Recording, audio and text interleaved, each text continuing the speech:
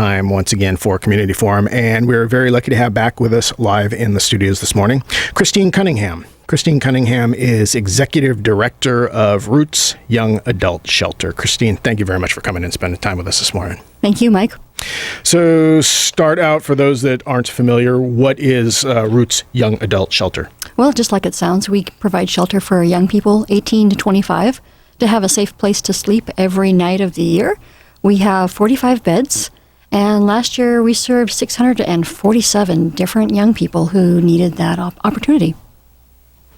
And how do you define young people? So they need to be between 18 and 25 and just be in need. They don't have to show us that they are in college or that they have case management. We just make sure that we are an option for them. Once they're in our doors, we give them 2 hot meals, access to showers and laundry, case management, opportunity to just meet and talk to people and get basic needs met. And the 2 hot meals would be what, like a late dinner and breakfast in the morning. Mm-hmm. Okay. And you had just recently, in the last few years, you'd expanded from what to what? From 27 to 45 beds. So like a 65% increase in the number of people we can serve. What was happening is we were having so many people show up for our beds that every 5 times that somebody showed up looking for shelter, one of those times we'd have to turn them away and say, sorry, you don't get in tonight. And that was really hard to turn so many people away. So we underwent about a $500,000 renovation, added more space, added showers, and now can serve 45.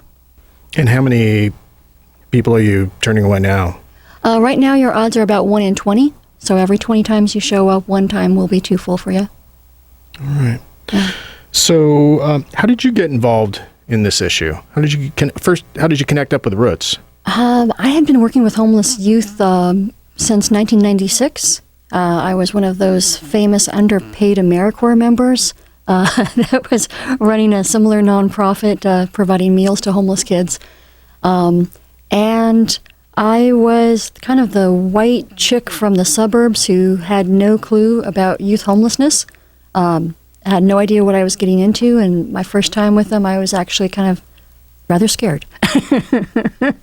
But then something happened over those years. I started to get to know the young people and started to realize that these are really amazing people. And all of my ideas that they were addicted and screwed up individuals and just needed a job and housing really got challenged as I got to know them. I got to realize what amazing people they were, what powerful stories they had, and intelligence and opportunities that I just wasn't seeing until then. And at some point you decided to become the executive director of the facility. Yeah, I kept on working at it. The nonprofit that I started working for was very small, so I was the director because I was the only one that worked for them. and then I grew that organization over 7 years, took a break from Homeless Youth Services, and then when Roots was needing a program director, my friend who was running it at the time, Sinan Demirel, called me up and said, hey, would you come over and help fix my shelter? And I was like, oh yeah, I love fixing stuff. Send me over. And I agreed to do that for about 6 months as a contract. And he very wisely said, no, why don't we just hire you? And you can stick around and do that for real. And at the time I was nervous because it's really tough working with homeless youth. There's a lot of emotions involved. And I was in the middle of adopting a kid, and I just didn't want to give it my full attention. But I fell in love again, and I got sucked back into the world. So paint us a picture of how many homeless youth are there in Seattle, King County? Well, it depends on which estimate you look at. We actually do count young people who are not stably housed. And the different data on that, based out of January of this year, is somewhere between 500 and 2,000, right? So a pretty wide range because they're really hard to find. They're really hard to quantify as far as, well, do you count people who are couch surfing, or do you count people who are actually sleeping outside? But the interesting thing is when you ask people who are staying in shelter for their first time, whether they're in the downtown shelters for adults or the youth shelters that we have around King County, when you ask them, where did you sleep last night? The young people are more likely than the adults to say outside. So in other words, we're doing a better job of sheltering our 18 plus than we are our 18 to 25. So when we have to turn people away and say, hey, would you like to go to a downtown shelter? We know we could get you in there. The young people say, no, I'd rather sleep outside. They have very specific and unique idea of what safety looks like and how they wish to only be with other young people and in an environment that's more friendly to them. So talk about their perception, your perception of safety for them, because obviously they don't like all the adult shelters. They don't feel safe there.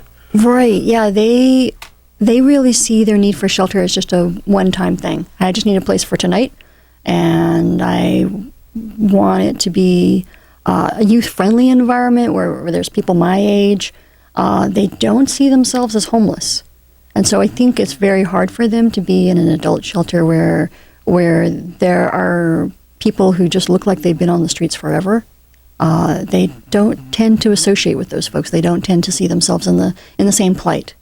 A lot of these kids are out of foster care where permanence is not in their vocabulary, right? They got shuttled around from home to home, and they see nothing wrong with sleeping in one place one night, another place another night. That's just a part of their life, right? But they don't see themselves as homeless.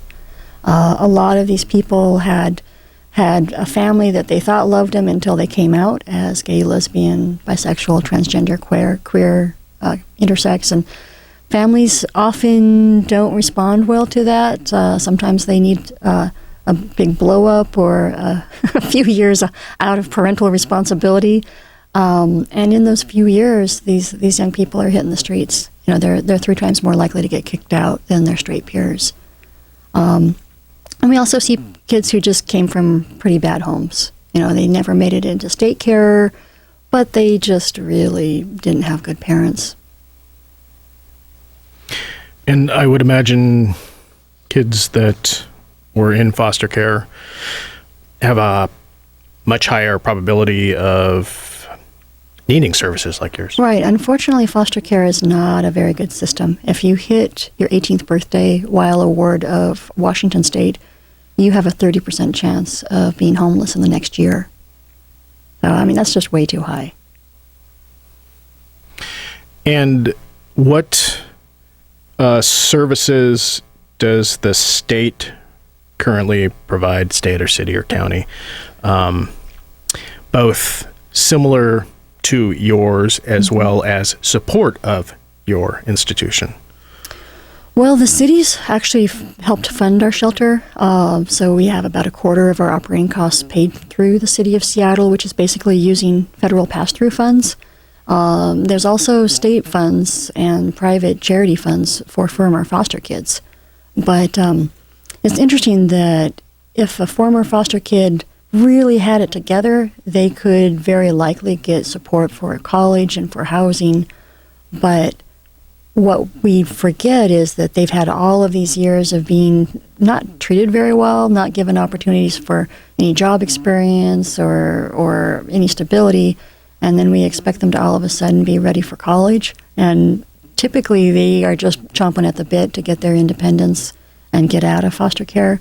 And so by the time they've had their chance to figure out, well, I am 23, 24 now, and I really didn't make a good go of adult independence, by then that offer has expired.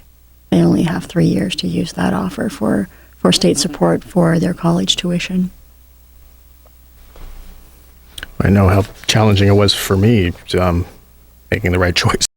Higher education, and I had numerous benefits and support systems in place. And we've known that about brain development. I mean, there's a lot of stuff that has come out recently that we are basically finally figuring out that your brain's not done maturing until you're 25, right? So we're asking young people who are 18 and who are basically using their amygdala to make decisions, to make the right ones, and wondering why it's not going so great. It's just, adulthood starts later, and we're finally acknowledging that physically. I was at a forum at the University of Washington with Tim Harris and Rex Holbein a couple weeks back, and I can't remember the exact stat, but someone in the audience pointed out that the very high percentage of students attending just the UW were homeless. Mm-hmm. I'm sorry, I don't have Okay. that, but we've definitely had UW students, not just as volunteers, but also as guests at Roots. We actually had a call from Student Services when a young person had to choose between paying their tuition or paying their housing, that they could not afford both. And so Student Services sent them to us. Like, so are you guys an okay place to stay? And I just found that just really ironic that we would get this call to put them in what is considered an emergency shelter. Housing is just way out of control, not only for UW students, but for anybody in Seattle. They might have called you because of your stellar reputation there in the U District. Maybe, perhaps.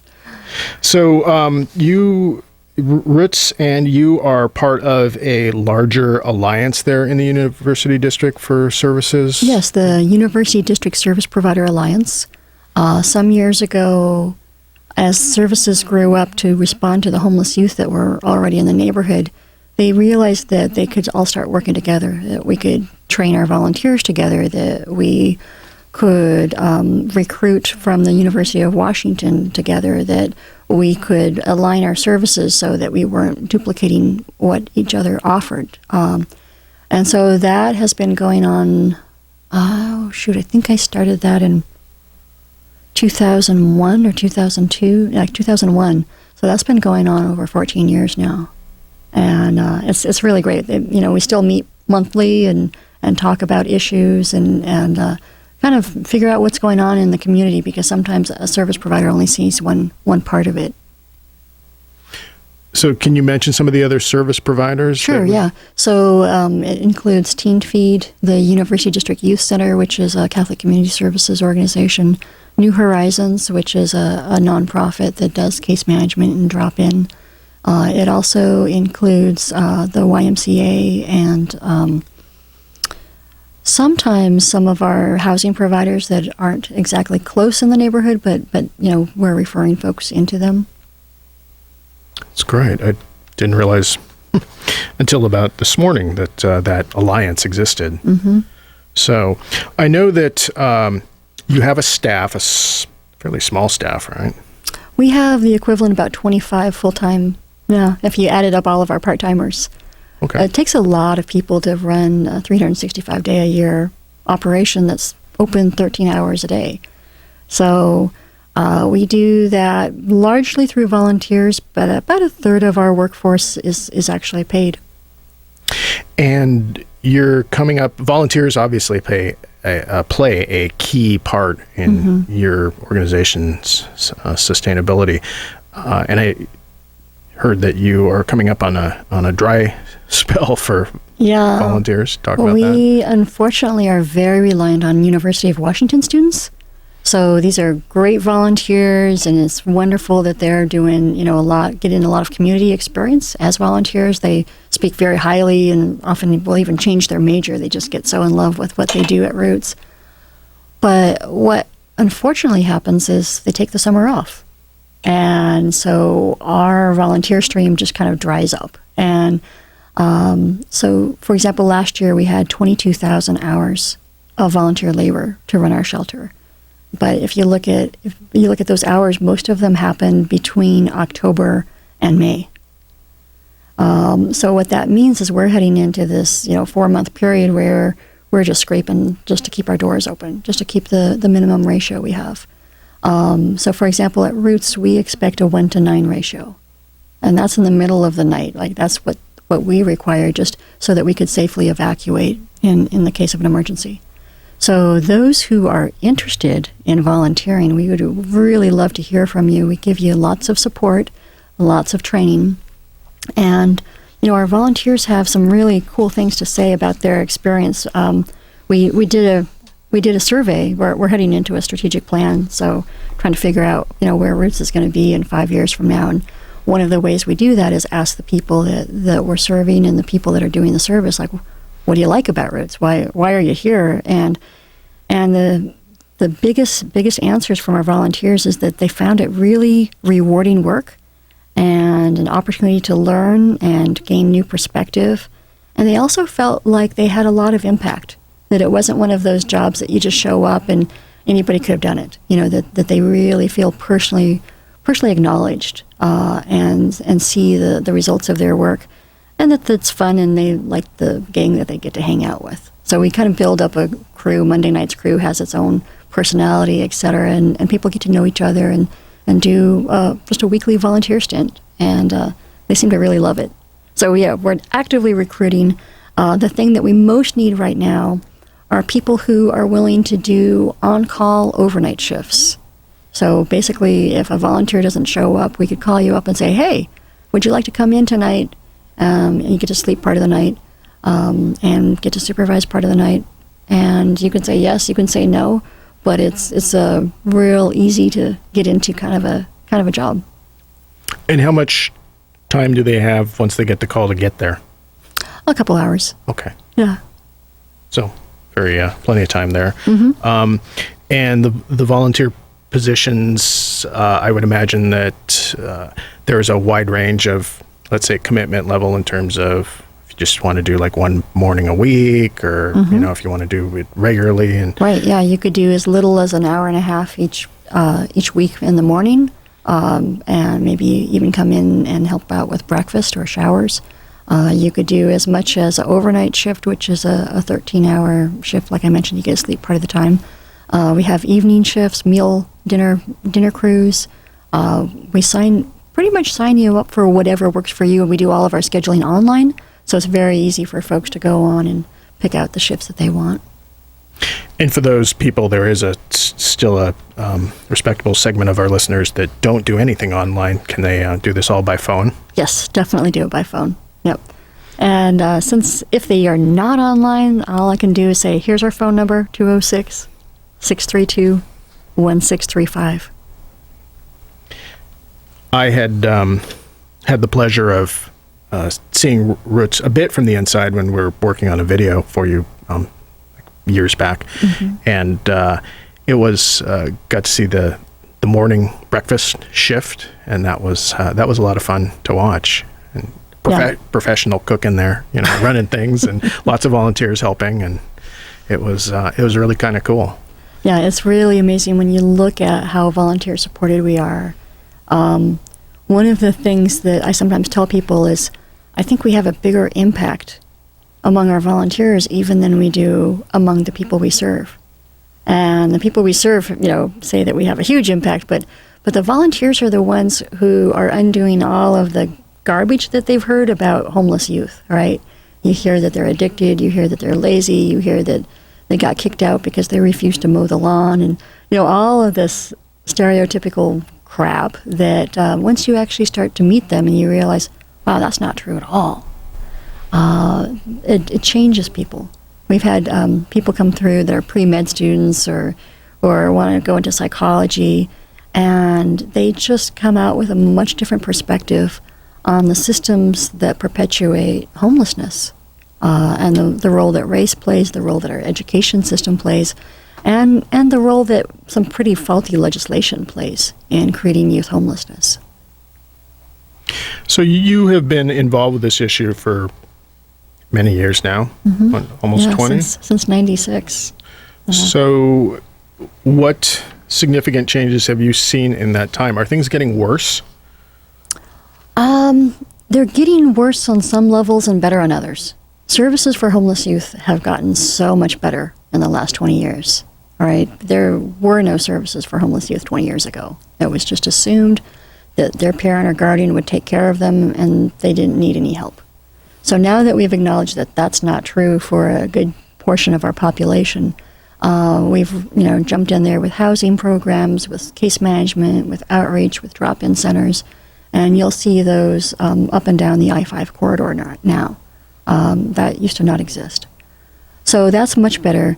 The bad news, though, is young people's capacity to eke out an independent adulthood without the support of parents and guardians has actually gotten tougher, right? So if you talk to somebody who graduated from foster care 20 years ago, yeah, they struggled, but back then they could afford a cheap place to share with other roommates. That is no longer possible on minimum wage and Seattle rents, right? And so we're seeing the economies of homelessness actually get worse. And we're seeing the demand for services increase as a result of that. And is that economic situation impacting your organization as well? For instance, there in the U District, they have a brand new light rail station going in Yes. just like a block and a half away from you. Right. No, what we're seeing is property values are estimated to quadruple in the University District related to that light rail station. And we're also seeing a proposal on the table through the Department of Planning and Development that height limits are going to dramatically go up, especially close to that station. So that impacts roots very much where we live, in the sense that the church is talking about redeveloping half of the building, and that's the half of the building that our offices are in. And we're also seeing it just in the sense of the people we serve and the volunteers that do the serving are being priced out of the neighborhood bit by bit. I mean, just even in the last 5 years, the rents have gone up so dramatically that the students that volunteer with us now either have to be wealthy enough to pay campus housing, or perhaps they're just coming from a long ways away. Yeah, and that campus housing just continues to skyrocket as well. They're knocking down all the old buildings and putting in these extremely expensive new buildings. Right. So if you can afford $900 a month for a dorm room, you're okay, right? But when I was in college, there's no way I could have done that. So you said the church is knocking down the offices. Is that going to affect where the beds and showers are located? No, our shelter is underneath the sanctuary in the church, and that is not slated to be redeveloped. So the shelter will still be fine. It's just our offices that are kind of threatened right now. So talk a bit more about the services you provide. I remember, again, from my visit there, that one of the things you would do when you ran out of beds for the night was try and locate beds for the people that couldn't make it in that evening. Mm-hmm. Is that one of the standard services that you... Right, yeah, we will try to refer people to other shelters. In King County, we are the largest shelter provider. There's a few 15 and 20 bed facilities in Redmond and downtown, and now a new one in Capitol Hill that we'll be trying to send folks to. But often they're already full, so it's not easy to get folks referred to another young adult shelter. Another, from following you on your Facebook page, one of the fine services you provided, which we already mentioned, the trainings and stuff, but I got the impression from looking at that was kind of, for instance, the dealing with conflict resolution, that in some ways that is open to people beyond perhaps those that might be long-term volunteers. Oh yeah, no, we have a monthly conflict de-escalation training. And what I tell people is this training was developed after 10 years of running a shelter and having everything go wrong that possibly could go wrong. And, you know, you could whine and pull out your hair, or you could learn from it. We chose to learn from it.